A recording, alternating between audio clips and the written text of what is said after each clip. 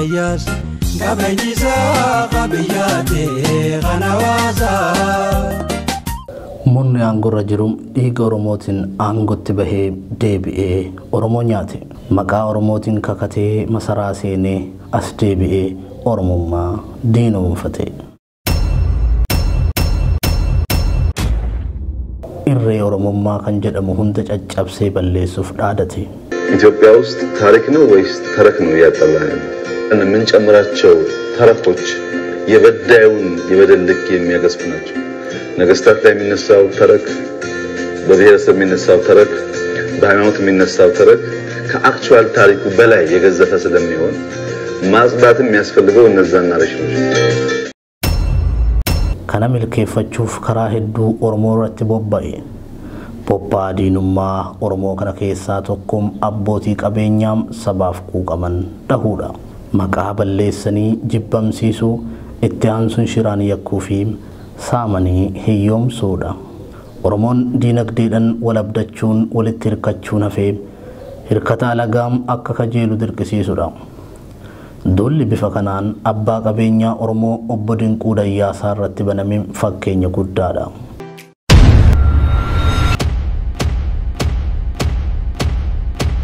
Obbo Dinquu fi qabeenya xaarii isaatiin horate irratti kan xiyyeeffatameef maaliif?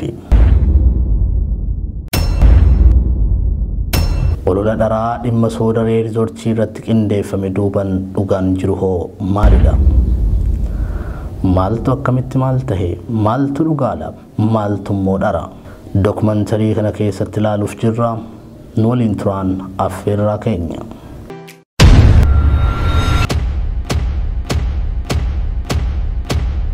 Eenyummaa obbo Dinquu Dayyaasaa Oromootti himuun akka ilma tokko haadha isa deeyseen wal barsiisuti. Eeyyee Oromoon obbo Dinquun beeyne hin jiru. Tola ooltummaa fi arjoomina isaatiin beekama. Biyyattii tana keessatti Oromoon qabeenyan milkaa'ee bakka guddaa gahe baay'ina uummatichaatiin wal biratti yoo ilaalame baay'ee xiqqoodha. Kanneen jiran keessaa ammoo guddina qabeenya isaaniitiinis tahee quuqama saba isaaf qabuun kan dura irratti beekamu obbo Dinquu Dayyaasaati. Obbo Dinquun fakkeenya milkoomina hojii diinagdeeti. Qabeenya horateenis sabaaf quuqamu, warra dhukkubsataniin gargaarsa dhabaniif dirmatee abdii tahuu, warra mootummaan carraa barumsaarraa ari'e tolaan barsiisuu fi kanneen kana fakkaatan. Arjoomina obbo Dinquu himamee hin dhumne keessaa warra gugurdaadha.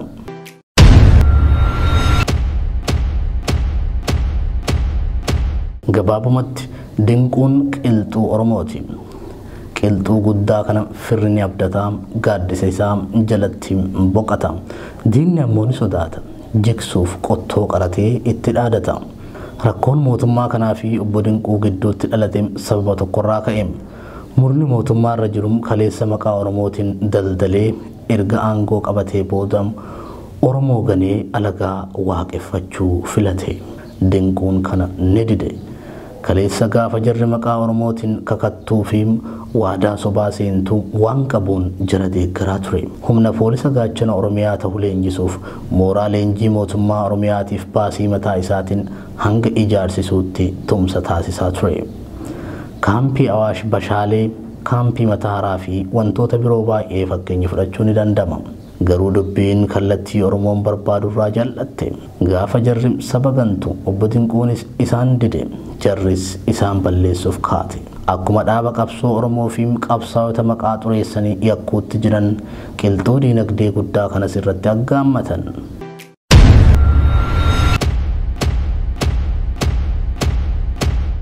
Dinquu yoo yakkine malee nun jiraachisu jedhan. Yoo humna isaa cabsinee taphaan ala goone malee nagaa hin argannu jedhan. Yoo sababatti barbaannee saamnee hiyyoomsine malee qabeenya isaatiin Oromoo waliin dhaabbatee nu balleessa jedhanii sodaatan. Ergama kan ariitiidhaan kan galmaan isaaniif gahuu danda'u immoo ilmaan nafxanyaa ta'uu hubatan.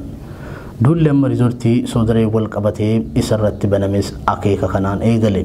Ololli sobaa dhihoo kana maqaa kasoodaree riizortii jarbaa yookaanu riizortii soodaree duubaan jedhu televiziyoona waaltaa irratti dhihaate agarsiiftuu duula maqaballeessii obbo Dinquu Dayyaasaa irratti jalqabameeti.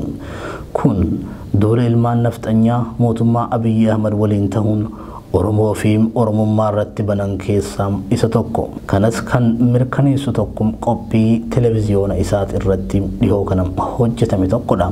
Qophiin sun dookumentarii OBN irratti adda bilisummaa Oromoo maqaa balfuuf dhihaate fi dookumentarii sobaa obbo Dinquu yakkuuf waaltaa irratti dhihaate walitti firoomsedha.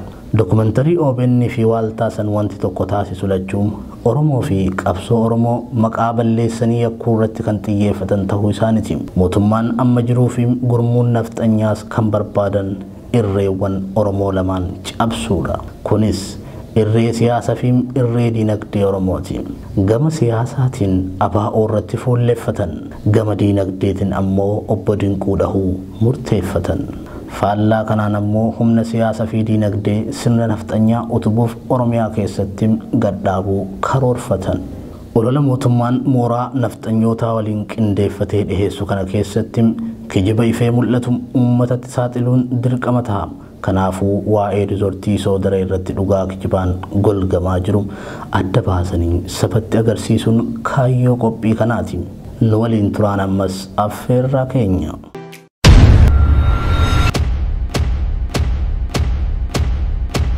Osoo waa'ee olola dharaa obbo Dinquu Dayyaasaa irratti qindaa'e ittiin seenin dura seenaa riizortii soodaree gabaabsinee yaadachiisuun gaarii ta'a. Soodareen gaafa caalbaasiidhaan dhihaatu gatiin isaa birrii miiliyoona 64tti shallagamee ture. Obbo Dinquun caalbaasicha akkuma mo'ataniin soodaree haaromsuutti seenan. Gaafa obbo Dinquun soodaree haaromsanii xumuran mootummaan gatii gurgurtaa soodaree gara miiliyoona 490tti ol baase. Obbo Dinquunis caalbaasicha mo'atanii haaromsa isaaf humnaa fi qarshii hedduu irratti waan investi godhaniif soodaree gatiidhuma mootummaan irra deebi'ee shallage miiliyoona 490 bituuf dirqaman. Haaluma walii galtee bittaa fi gurgurtaa sheerii obbo Dinquu fi dhaabbata piraayiveetaayizeeshinii federaalaa jidduutti ta'e kanaanis obbo Dinquun yeroo sanatti birrii miiliyoona 400 akka kafaluu fi miiliyoona 90 immoo waggaa 5 keessatti kafalee yoo xumure sheerii kana parsantii 100 dhuunfachuu akka danda'u sanadiin qophaa'ee waliigaltichis mallatteeffame. Miiliyoona 90 hafe kan ammoo waggaa 5 keessatti kafalanii fixuu akka danda'an yeroon kennameef. Haaluma waliigaltichaatiin obbo Dinquun waggoottan dabran keessatti birrii miiliyoona 33 kan kafalan yoo ta'u yeroo ammaa birrii miiliyoona 57 qofatu irratti hafama. Kanas kafalanii xumuruuf yeroon kennameef ammas akka hin dhumatin dhaabbatichi yaadachiiseera. Akka waliigaltee kanaatti obbo Dinquun soodaree kan bitan liizin osoo hin taane sheeriin akka ta'e ragaaleen gadaa niiwus niitwork qorate ni ibsu. Mootummaan garuu oduu sanada waliigaltichaa bu'uura hin godhatiniin soodareen liizii hin kaffalle jechuun wanti karaa waaltaa TV qindeessee dhiheesse dogongoraa fi gocha maqaballeessiiti. Olola dharaasan keessatti wanti ka'e gurguddaan waa lama. Tokko gibirri riizortichaa sirnaan hin kafalamne kan jedhuu fi namoota naannoo riizortichaa jiraatantu buqqifame kan jedhu ture. Riizortiin soodareem gibira kafaluu dide himata jedhu kan dhiheesse bulchiinsa naannoo Oromiyaa fi bulchiinsa godina Shawaa Bahaati. Kanarratti wanni himatames tahee qaamni himate dogoggora. Soodaree riizortiin sheer kaampaaniidha. Waldaalee daldala sadarkaa biyyattiitti olaanoo jedhaman keessaa tokko jechuudha. Fakkeenyaaf akkuma Awaash Baankii fa'ii jechuudha. Dhimmi guddaan mootummaa naannoo Oromiyaa fi soodaree riizortii walitti hidhuu yoo jiraate kaffaltii gibira lafaa kan waggaati. Akka ragaaleen nuti arganne ibsanitti immoo soodareen waggaa waggaadhaan gibira mootummaa birrii 304 osoo yeroo hin dabarsin kafalaa kan jiru ta'uu isaati. Kanaafis dhaabbatichi nagahee kafaltii gabbara lafaa waggaa waggaatti ittiin kafalaa ture akkasumas bara 2012 kan haaromsa hayyama daldalaa qabam. Soodareen gibira waan kafaleef hayyamni daldalaa haaromsamaaf daldala. Namni hunduu kana beeku ture jira. Namni gibira kafalin hayyamni daldalaatu isaaf hin haaromsamu gaafa cufuu danda'a ture waajjirri daldala aanaa Adaamaa kun hin jiru hayyama daldalaa haaromsame qaba soodaree. Xalayaa kanaan gibira hammasii soodaree jira jennee kafali jennee ni beeksifnee jirra ka jedhu mee xalayaan sun haa dhufu hin jiru. Akka seera jiruutti immoo sheer kaampaaniin tokko dhimmoota seeraa ilaalchisee sadarkaa mootummaa federaalaatti dhaabbata piraayiveetayaazeeshinii waliin wal qunnama. Kanaaf ijaarsa soodaree fi seera qabeessummaa irratti bulchiinsa godina Shawaa Bahaas ta'ee kan magaalaa Adaamaa wanti ilaallatu tokkoyyuu hin jiraatu. Osoo yeroo hin dabarsin galii gabbara lafaa mootummaa kafalaa jiraachuu riizortii soodaree kanaafis akkuma dura ibsine ragaan agarsiiftuun waggaa waggaatti haaromfamuu hayyama daldalaa riizortichaati. Akka seera biyya kanaatti abbaan qabeenyaa kamuu gibira waggaa isaarraa eegamu osoo hin kafalin hayyamni daldalaa hin haaromfamuufi. Soodaree riizortiis garuu yeroo gara dhuunfaatti deebi'arraa qabeem hanga bara keessa jirru 2012tti dirqama gibirarraa eegamu kafaluu isaatiin hayyamni daldalaa isaa haaromfamaa yoo nagahe. Akkuma ibsuuf yaalletti kaffaltiin gibira lafaa sadarkaa Oromiyaatti soodaree riizortirraa eegamu waggaatti qarshii 304. Kunis jalqabarraa qabeem hanga bara keessa jirruutti sirnaan kafalamaa amma gahe. Waggaa tokko dursee kafalama waan ta'eef kan bara dhufuu bara 2013 illee kafalamee jira. Bulchiinsa Oromiyaas ta'ee kan godina riizortichi keessatti argamu Shawaa Bahaa kan gaafachuu qaban yoo kun kafalamuu baate qofa. Kanaan alam gibira bu'aa waggaarraa mootummaaf kafalamu gaafachuuf mirgas ta'ee bu'uura seeraa hin qabani. Himanni dharaam abbaa qabeenyaa obbo Dinquu irratti baname kan biraa beenyaa gahaa malee uummata lafarraa buqqise kan jedhu ture. Kunis maqaballeessii qaanfachiisaadha. Nu uummata naannoo wajjiniin humaa komii tokkollee hin qabu. Lafuma abbaa takkaa sinziruma takka illee fudhanne nu. Duraan beekzees shabalee irraa wayii mootummaa irraa binnu san nama 120 bichaa ture. Amma kunoo nama 3,000tu jira asuu kan qansiraadhaan kan hojjetu. Nama 3,000tu hojjetaa jira. Nu bee mootummaa illee qarqaarree jirra. Ani bee investimentii babal'isaadhaanis hin fudhanne lafa. Kan bitee soodaree riizoort hoteelii sheer kaampaanii hektaara 437 bite. Kana achi deemuu hin danda'u bee. Waa hunda dura bara 2003 keessa waliigalteen riizortii soodaree fi ejensii bulchiinsa dhaabota qabeenya dhuunfaa mootummaa gidduutti godhame lafa hektaara 427 kan laallatu ture. Kana keessatti lafti hektaara 234 qofti akka qoodamee kennamuuf soodareen gaafatullee ejensichi guutuudhuma hayyamee hektaara 427 dabarseefi. Akka seera piraayiveetayaazeeshinitti ammoo mootummaan lafa tokko yeroo abbaa qabeenyaa dhuunfaatti dabarsuun laficha dursee qulqulleessee dabarsaafi. Uummanni lafa sanirra duraan qubatee argamu yoo jiraate mootummaatu dursee beenyaa kafalee uummata san achirraa kaasee bakka biraa qubsiisuudhaan lafa qulqulluu investaraaf dabarsa.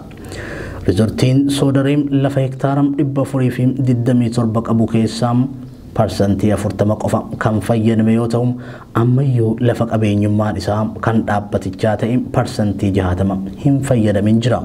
Dhimma soodaree riizortii keessatti garuu kun hin taane mootummaan dirqama isaa hin baane uummata lafa kanarraa osoo hin kaasin laficha riizortichaaf dabarse. Uummata lafa sanirra jiru keessaa warri seeran ala qubatee beenyaa gaafatuutu mul'ate. Soodaree riizortiinis qubattoota saniif beenyaa kafaluuf dirqama seeraa hin qabu. Gaafatama mootummaan dursee bahachuu hanqateef soodaree riizortiinis itti hin gaafatamu. Garuu mootummaan amma jiru ta'e jedheem obbo Dinquu nama hamaa fakkeessee dhiheessuu barbaade. Badii ofii uummata irratti raawwate Dinquutti haqachuun shira irratti shire.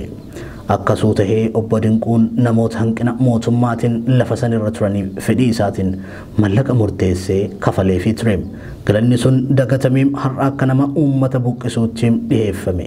Mootummaan jiraattota naannoo sanii nama 10 hin caalle shira siyaasaaf mallaqaan bituun akka himannaa sobaa irratti dhiheeffatan godhe. Jiraattonni dhugumatti waaqa sodaatan ammoo akkasitti dhugaa jirtu ragaa bahu. Obbo Dinquun qotee bultootas ta'ee hawaasa naannoo soodareetiif hojii uumuun rakkataa gargaaruu fi uummata naannichaa mararfachuun beekama. Kanaaf jechas uummannii fi jiraattonni naannoo soodaree obbo Dinquudhaaf jaalala guddaa qabu. Obbo Dinquun qotee bulaa Oromoo buqqisuu miti isa naannoo Finfinnee irraa buqqa'ee boohaa tureeyyuu yeroo adda addaatti gargaaraa turuun beekama. Abbaa hiyyeessa fi arjaa Oromoo kan kennu malee fudhachuun beekne ta'uu isaatiin Oromoon isa beeka.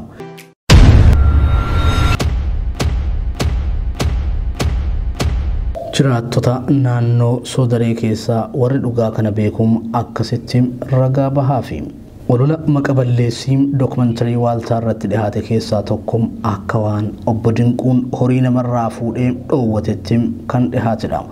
Wanni dubartiin kun dubbattu dhugaa irraa kan fagaate fi maqaa balleessuuf kan akeekkate akka ta'e mirkanaa'ee jira.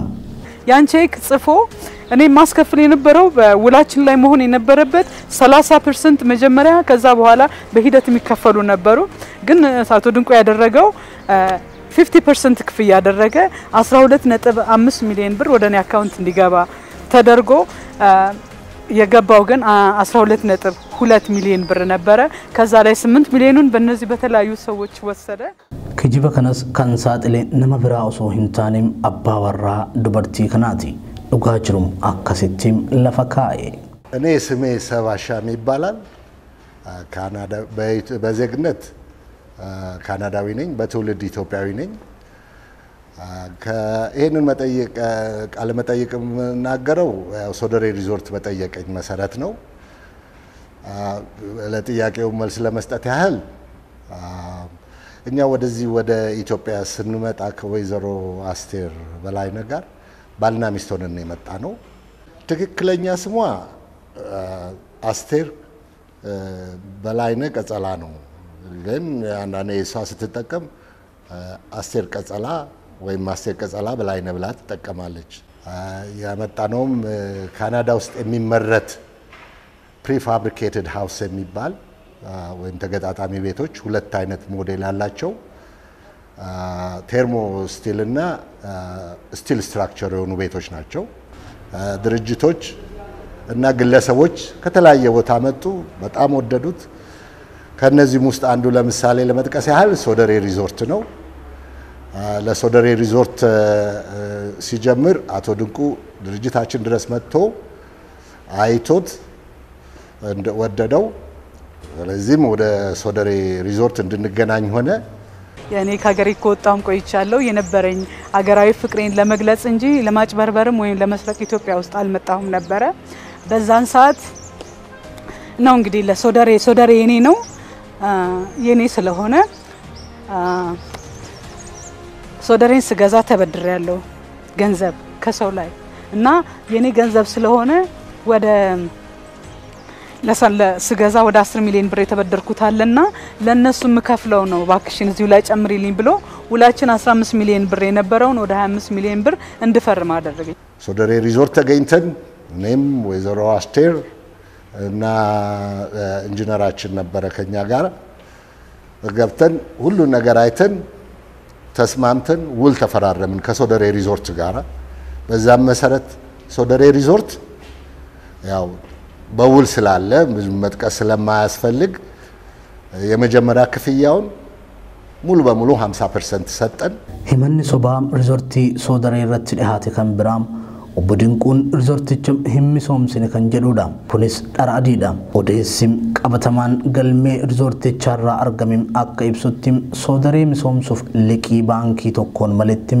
qarshii biiliyoona 3tu baasii godhame ijaarsi ሪዞርቲcha ija nama hawwatu ta'ee jedhamee dookumantarii waaltaa keessaa dhiifameetu dhihaate dhugaan jiru garuu kana fakkaata Sodareen osoo obbo Dinquun hin bitin duram kutaalee ciisichaa 80 fi hojjettoota 67 qofa qaba ture yeroo ammaa garuu haala ammayyaaween kutaaleen ciisichaa gara 2000tti guddatanii jiru hojjetaa dhaabbii 2000 fi hojjettoota guyyaa 1000 wal qabam Sodareen yeroo ammaa Afrikaa keessattuu rizoortii mul'ataa yoo ta'u sadarkaa addunyaattuu hawwata turizimii guddaa ta'uun dhaabbata beekamtii argate ta'uu danda'ee jira. Bifa kana akka qabaatuufis abbaan qabeenyichaa halkanii fi guyyaa rooba faduu keessa dhaabbatanii hojjechiisanii.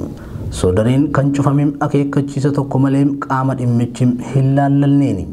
bu'uura seeraa tokko malee saamsame akeekkachiisa osoo hin kennin tasuma rizoorticha saamsuun bineensota namatti madaqanii achi keessa jiraatan irratti cubbuu raawwatan nyaata fi dhugaatiin kuusaa dhaabbatichaa keessa ture qarshii miiliyoonotatti tilmaamamu akka badu godhame abukaatoo dhaabbileen obbo Dinquu Dayyaasaa kan ta'an obbo Gammachuu Guutamaa dhimma kanam akkasitti ibsu keessan kana dirreessaa yoo dirreessu baattan bisaamsinaa wanni jedhamu waajjira daldalaa irraa hin dhufu yookaan biiroo daldalaa Oromiyaa irraa hin dhufu.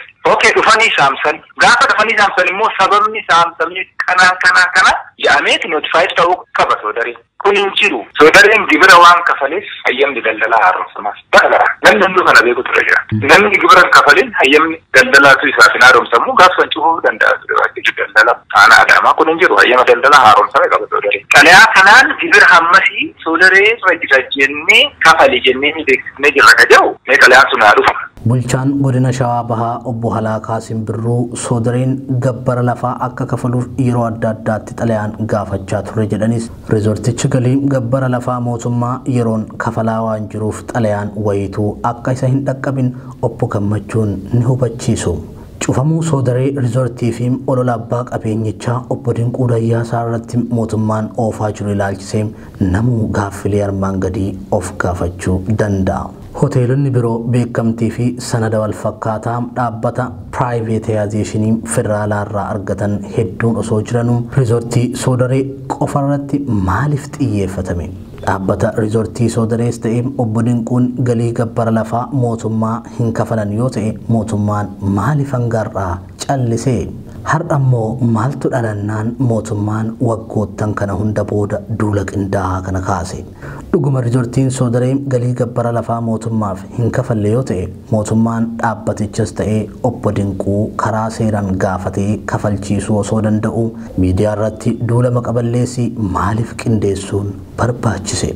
Waajjirri qabeenya lafaa aanaa Adaamaa fi bulchiinsa godina Shawaa Bahaa dhimmichi isaan laallata yoo ta'e yeroo soodareen obbo Dinquutti gurguramu sanada qabiyyee lafa isaa agarsiisu maaliif harkaa qabaachuu dhaban? Soodareen hektaara meeqarra akka qubate hin beeknu erga jedhanii waajjirri galii fi qabeenya lafaa bulchiinsi godina Shawaa Bahaa fi biiroo investimentii Oromiyaa ulaagaa kamiin soodareen qotee bulaa buqqisaa jira jechuun waaltaa irratti himatanii.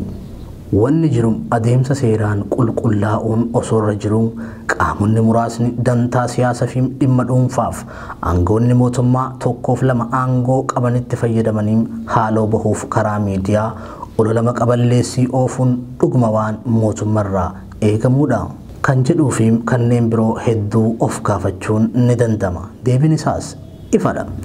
Akkuma jalqaba irratti jenne dubbichi dubbii siyaasaa malee dubbii seera kabachiisuu miti.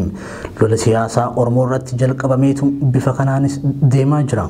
Mata dureen olola waaltaa irratti dhihaatee riizortii soodaree maqaa haadhatu malee waan sanii waliin qabanne biroos kaasuun eenyummaa fi ulfina obbo Dinquu Dayyaasaa xiqqeessus kan of keessaa qabu ture. Akeekni olola kanaam gabaabatti kabajaa fi jaalala Oromoon obbo Dinquuf qabu shakkii keessa galchuudha.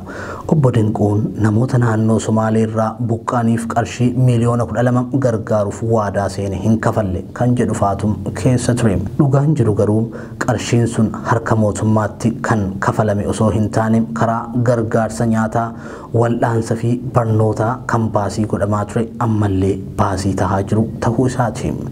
Kunis yoo shallagame qarshii waadaa seename san dachaa yoo ta'e malee sanii gadi miti. Mee kana keessaa fakkeenya takkitti haa fudhannu. Hospitaala Adaamaa namoota galansan keessaa dhibamtoota baasii obbo Dinquu qarshii miliyoonota baay'eetti shallagamuun wal'aanamaniif waraqaa ragaa galataam katabe kana qofa ilaaluun ni danda'ama.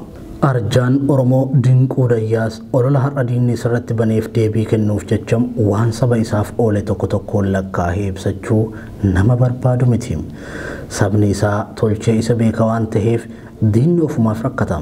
Walumaa galatti garuu duulli amma obbo Dinquu irratti baname kun qaama duula Oromummaa cabsuuf baname tahuu hunduu beekuu qaba. Tooftan ittiin deemaa jiranis hayyuuwwanii fi dureeyyii Oromoo maqaa xureessaniin akka sabni ija shakkiitiin ilaalu gochuudha.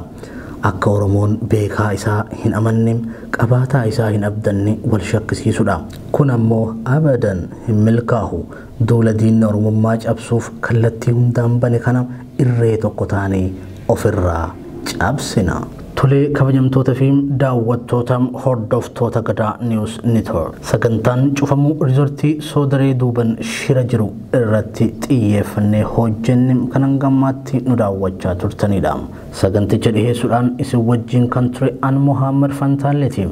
gama gummaa kaameraa fi gulaallee suur-sagaatiin Abdii Jamaaltiin wajjin tureem qophiileen gadaa niwus neetworkitti fufuu fayyadayaa.